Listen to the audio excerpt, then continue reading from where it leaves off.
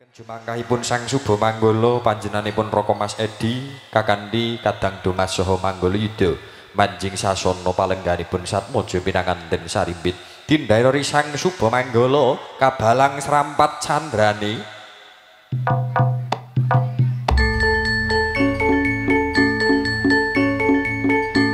lolo lelo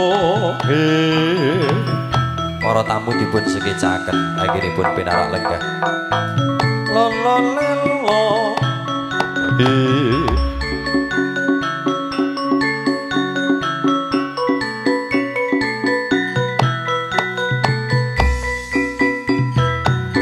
oi ya os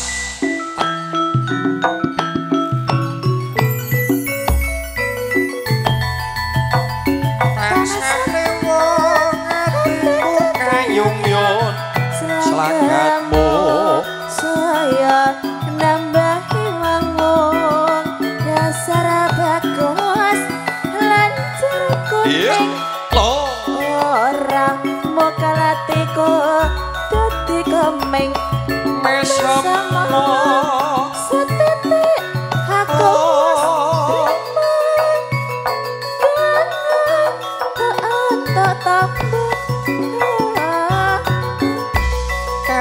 Rina wangi tansah lewat hatiku tanah bisa lali bintang kecil di langit yang tinggi amat banyak menghias angkasa.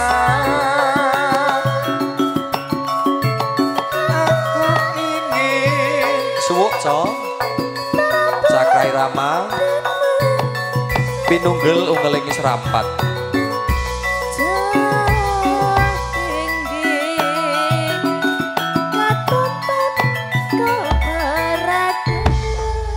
manjing sasana palengganipun pinanganten sarimbit jumangkahipun pinanganten sarimbit swasana panas makentar-kentar hangiyup ana ing gubuk asmara.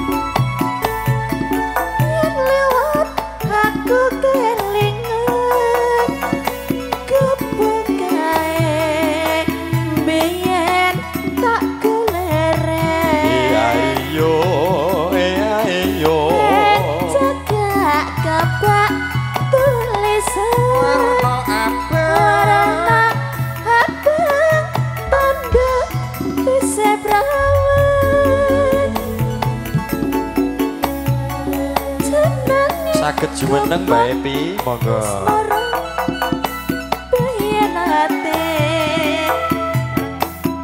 Andhong tresno tanpa bantal tanpa kuasa betapa keteman asmara kupakai nyimpen lagi nganti besok temu saiki kubek kae kabeh crita wayah wengi nganti gagat rina tetetana sak jroning ati detan lontor saya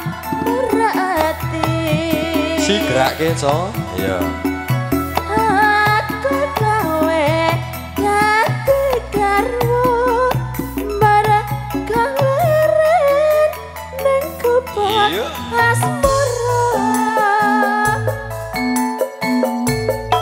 Sakra Irama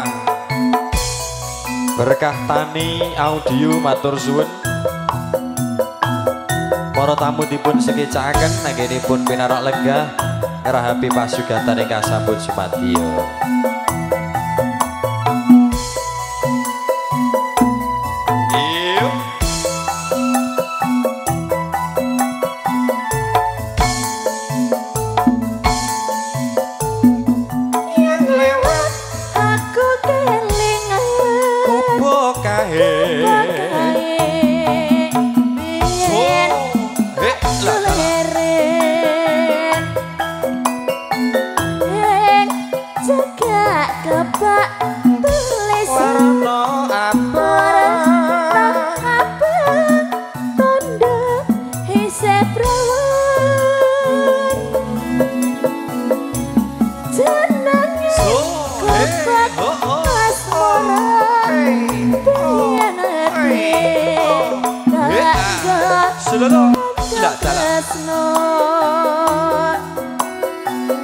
Tanpa bantal, tanpa kuasa,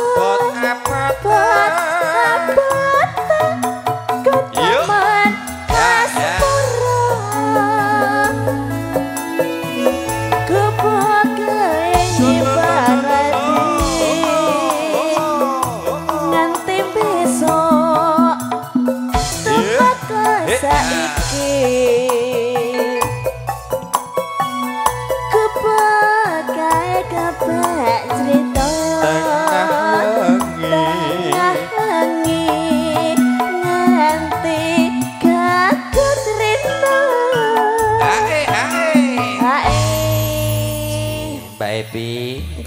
Mas Haji niki mangke dipun telasaken rumiyin ngengeti wedalipun dinten Jumat pramila boten prayogi menawi mangke kelantur-lantur mekaten. Nggih, monggo pun bacutke wong ayu.